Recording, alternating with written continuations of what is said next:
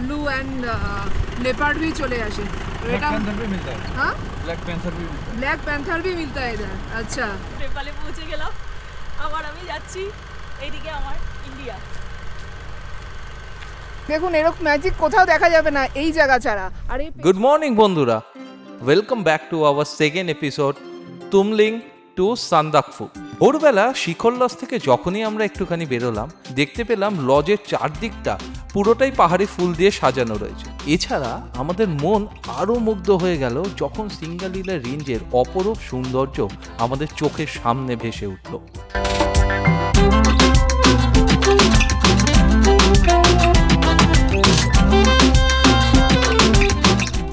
Good morning. শিখর লজে আমরা breakfast সারলাম, খুব সুন্দর ব্রেকফাস্ট পাই। তার সাথে আমাদের মিক্সড ফ্রুট জ্যাম, হানি দিয়ে পাই, আলু কা পরাঠা গরম গরম একদম, পোহাটা শেষ হয়ে গেছে, পোহা, দেন রায়তা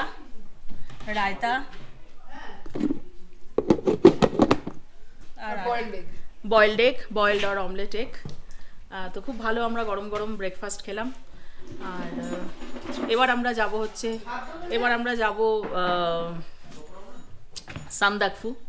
ভাইরা খুবই ভালো আমাদের সার্ভিস দিয়েছে, গরম জল যখনই চাইছি গরম জল দিয়েছে, আমরা ভালো করে এনজয় করতে পেরেছি এই ঠান্ডাটা। আর আমাদের কিচেন, একটা ছোট্ট ডগি, 13 বছর বয়স হয়ে গেছে ডগিটার।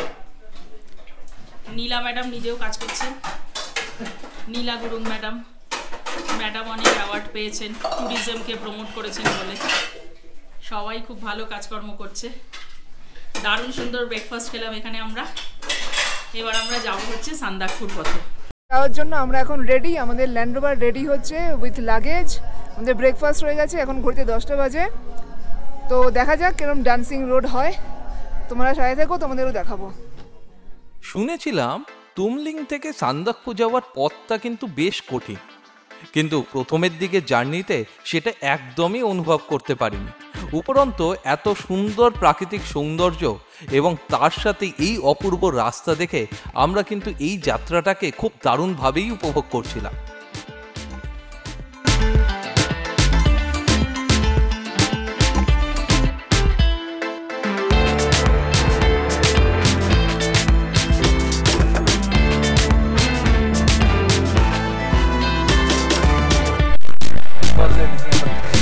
मार के जा सकता था। अभी क्या लेना पड़ेगा? आधार कार्ड लगेगा। आधार कार्ड और लेना क्या पड़ेगा? ये सिंगल एयर नेशनल पार्क का गेट यहाँ से शुरू है ना। सिंगल एयर नेशनल पार्क का टिकट लेना पड़ेगा। পার্কের টিকিটের প্রাইস এখন পার ডে পার হেড 200, গাড়ির জন্য 480। আগে গাড়ির জন্য 400 ছিল এবং পার ডে পার হেড 120 ছিল। তো ওটা বললো রেট বেড়ে গেছে। এই যাত্রাপথের অনেকটা জায়গায় কিন্তু মানবহীন, যেখানে মানুষ বসবাস করে না, কিন্তু যেই সব জায়গায় মানুষের চিহ্ন রয়েছে সেই সব জায়গায় পাহাড়ি ফুলের কিন্তু এক বিশাল সম্ভার দেখা যেতে পারে। এবং সাথে সিঙ্গালিলা রেঞ্জ সবসময় চোখের সামনে ভেসে উঠবে। সান্দাকফু যেতে প্রথমে আমাদের কালিপকরি পড়বে, তারপর পড়বে গৈরিবাস, তারপরে সান্দাকফুর যে লাস্টের মেইন যে ডান্সিং রোড সেটা চালু হবে। চলুন আমাদের সাথে এক্সপ্লোর করুন। এরপর থেকেই আমাদের গাড়ি সিঙ্গালিলা ন্যাশনাল পার্কের বুক চিরে এগিয়ে চলল সান্দাকফুর দিকে। এই পার্ক বা এই জঙ্গল কিসের জন্য বিখ্যাত জানো? তা হলো রেড পান্ডা। তবে আমাদের চোখের সামনে কিন্তু কোনো রেড পান্ডা ধরা দেয়নি। আমরা এখন সিঙ্গালিলা ন্যাশনাল পার্কের ভিতর দিয়ে যাচ্ছি সান্দাকফুর দিকে। তো এখানে যেটা ড্রাইভার দাদা বললো যে এখানে লাখ ভাড়া থাকলে রেড পান্ডা দেখতে পাওয়া যায়, কোনো সময় ভালু অ্যান্ড लेपर्ड भी चले आसे। ब्लैक पैंथर भी मिलता है। हाँ, ब्लैक पैंथर भी मिलता है इधर। अच्छा,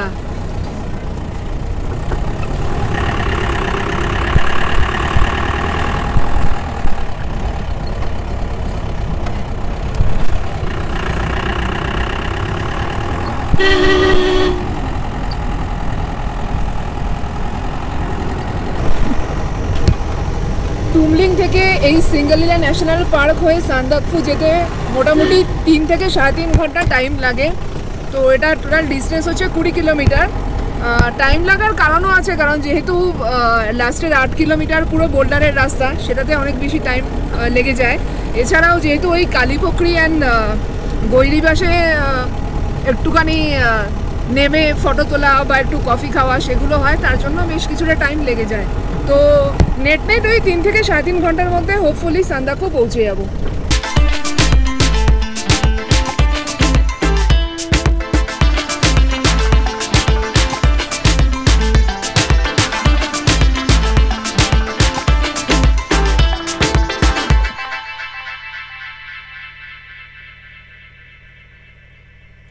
এখন যেই ছোট ছোট হাটগুলো দেখতে পাচ্ছেন, এগুলো হচ্ছে ফরেস্ট এরিয়াতে যারা থাকেন তাদের জন্য।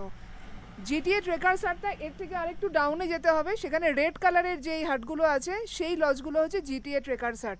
এখানেও বুক করা যায়, যদি কেউ মনে করেন যে গৈরিবাসে একটা রাত্রি কাটাবেন তাহলে এখানেও আপনারা থাকতে পারেন। গৈরিবাস জিটিএ ক্যাম্পে পৌঁছে গেছি। ডান দিকে হচ্ছে আমার ভারত আর লেফটে আমার নেপাল। যাই আমি নেপালে পৌঁছে গেলাম। আবার আমি যাচ্ছি এইদিকে আমার ইন্ডিয়া। মাঝখানের রাস্তা সোজা চলে গেছে সান্দাকফু, আর এইদিকে চলে আমরা আবার টুমলিংয়ে পৌঁছে যাবো। মানে মাঝখানে বর্ডার এরিয়া, ওইদিকে সান্দাকফু দিয়ে চলে যাচ্ছি ওদিকে আমরা, আর এইদিকে টুমলিংয়ের রাস্তা। দেখুন, এরকম ম্যাজিক কোথাও দেখা যাবে না এই জায়গা ছাড়া। আর এই পেছনে আছে ম্যাগনোলিয়া গেস্ট হাউস। তো এখানে যখন আসবেন গৈরিবাসে, এই ম্যাগনোলিয়া গেস্ট হাউসে আপনারা যারা চাইবেন এখানে 1 নাইট স্টে করতে, এখানে আপনারা থাকতেও পারেন, থাকারও ব্যবস্থা আছে। আর যদি মনে করেন অন দ্য ওয়েতে একটু স্ন্যাক্স খেয়ে যাবেন, এখানে কফি খুব ভালো পাওয়া যায়। আর স্ন্যাক্সের মধ্যে মোমো, চাউমিন পেয়ে যাবেন, ম্যাগি।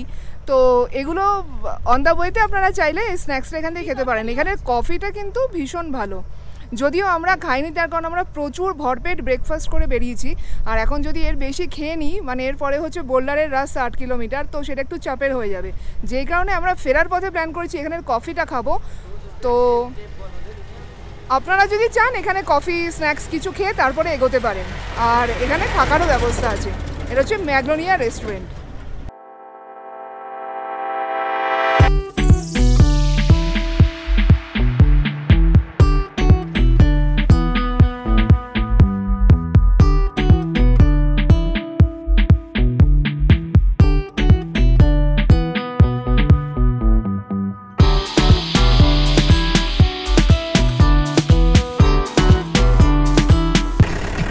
बाएं तरफ हो गया नेपाल और ये दाएं तरफ हो गया इंडिया। और ये बॉर्डर का रास्ता अभी से चालू ये हो गया? इंडिया में है जी, अभी शुरू होने वाला है। अभी थोड़ा बनाया हुआ है, थोड़ा आगे लेकिन ये काम तो चल रहा है। जी काम चल रहा है। कालापोखरी तक ऐसा रास्ता बनेगा, उसके बाद तो बॉर्डर वाला ही है।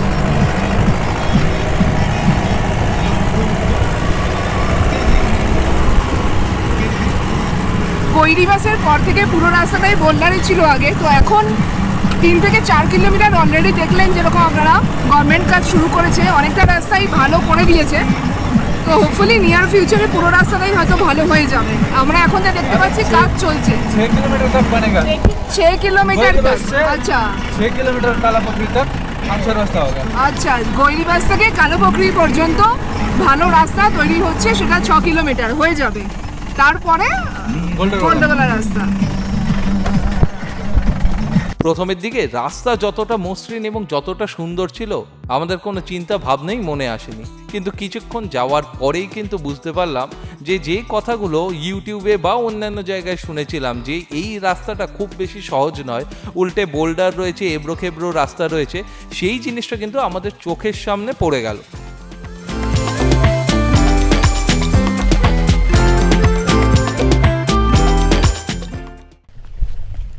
দেখুন, এই হচ্ছে পুরো বোল্ডারের রাস্তা, যার ওপর দিয়ে আমরা এখন যাচ্ছি। আগে যাব কালীপোখরি, তারপরে তো সান্দাকফু, পুরো বোল্ডার ঘেরা রাস্তা। তবে ল্যান্ড রোভারে যে ভীষণ কষ্ট হচ্ছে সেরকম কোনো ব্যাপার নেই। বয়স্ক বাবা মাও আছে, একটু অসুবিধা হচ্ছে, কিন্তু সেটা মানে যা প্রকৃতির দৃশ্য যা দেখতে পাচ্ছি তার কাছে কিছুই নয়। কালীপোখরির সামনে তো পোখরি মানে হচ্ছে লেক, আর এখানে লেকের জলটা পুরো ব্ল্যাক। তো এটা হচ্ছে কালীপোখরি, দেখে নিন পুরো ভিউটা। কালীপোখরি এটি একটি নেপালি শব্দ, যার অর্থ কালো দিঘি। এতটা উচ্চতায় এই রকম ন্যাচারাল একটি দিঘি থাকা সচরাচর দেখা যায় না। তবে সান্দাকফু যাওয়ার পথে এই রকম একটি ন্যাচারাল দিঘি বর্তমান। এর জলের রং আদেও কালো নয়। এই জলাশয়ের কালো কাদা এবং এর গভীরতার জন্য এই জলটিকে কালো দেখতে মনে হয়।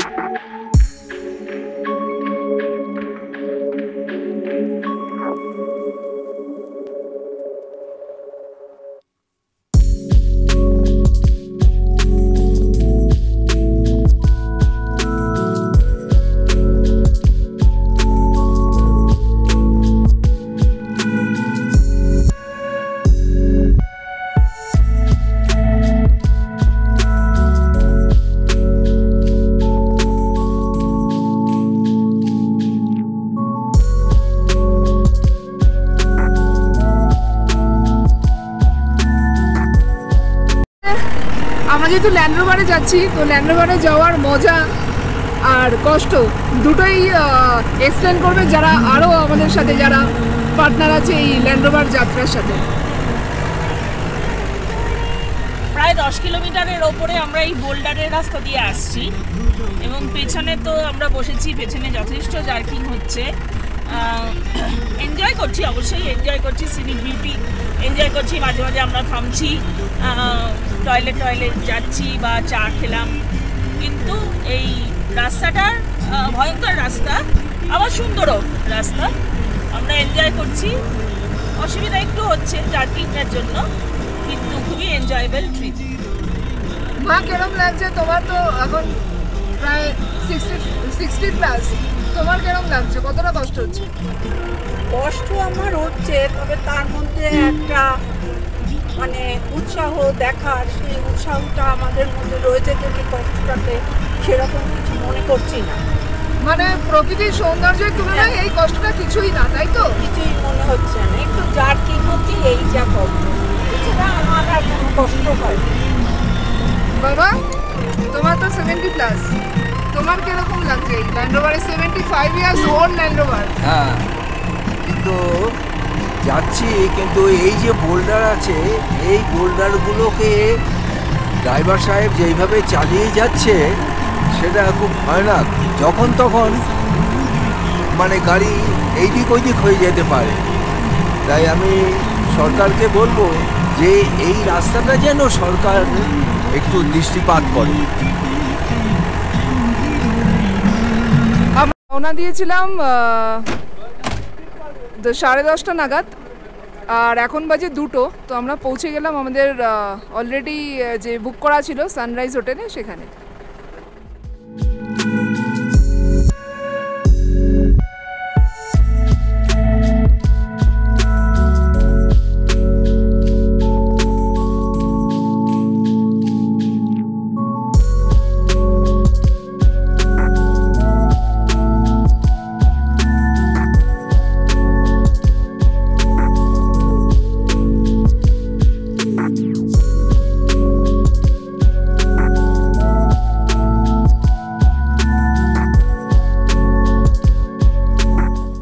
আমরা এখন জিটিএ ট্রেকার্স হাটের দিকে যাচ্ছি। আমরা তো সানরাইজে আছি, সানরাইজের পাশেই আপনাদের দেখালাম শেরপা চ্যালেট। এই দুটোতে বুকিং না পেলে জিটিএ ট্রেকার্স হাটে অনেকে বুক করে, নববুদ্ধা আছে, তো সেদিকেই আমরা যাচ্ছি আপনাদের অপশানগুলো দেখানোর জন্য।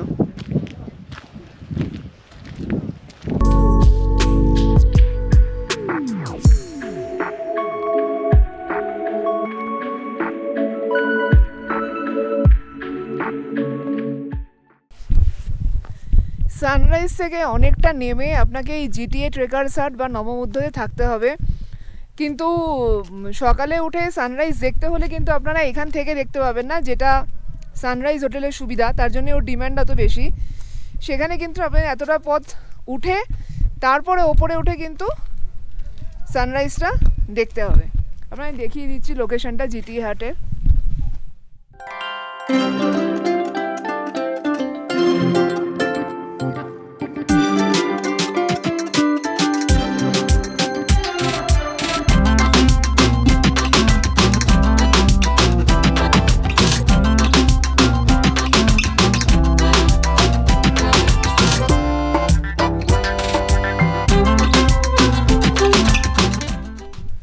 আমরা এখন লাঞ্চ করে রাস্তাটা একটু হাঁটতে নেমেছি, ভীষণ সুন্দর রাস্তাটা, এখানে হাঁটার আনন্দই আলাদা।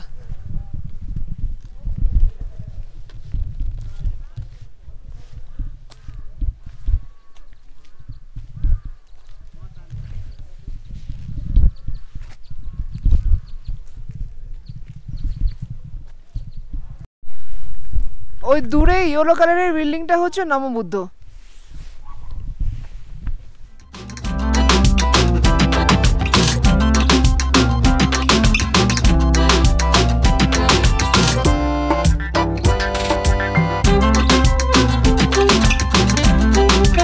চ্যালেটের সামনে আপনাদের নাম্বারটা আমি দেখিয়ে দিচ্ছি, আপনারা চাইলে এখানেও বুকিং করতে পারেন, এটাও খুব ভালো অপশান। সবথেকে ভালো সানরাইজ, সেকেন্ডেই আছে শেরপা চ্যালেট।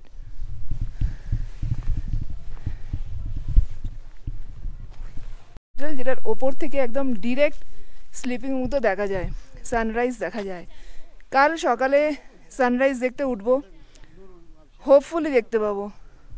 আজকের মতো ব্লগটা এই পর্যন্তই। আবার দেখা হবে তোমাদের সাথে পরের পর্বে, যেখানে আমরা সানসেট এবং অন্যান্য জায়গাগুলো ঘুরে দেখব সান্দাকফু। ততক্ষণের জন্য সবাই ভালো থেকো, সুস্থ থেকো এবং keep dreaming, keep travelling, because we travel for dream.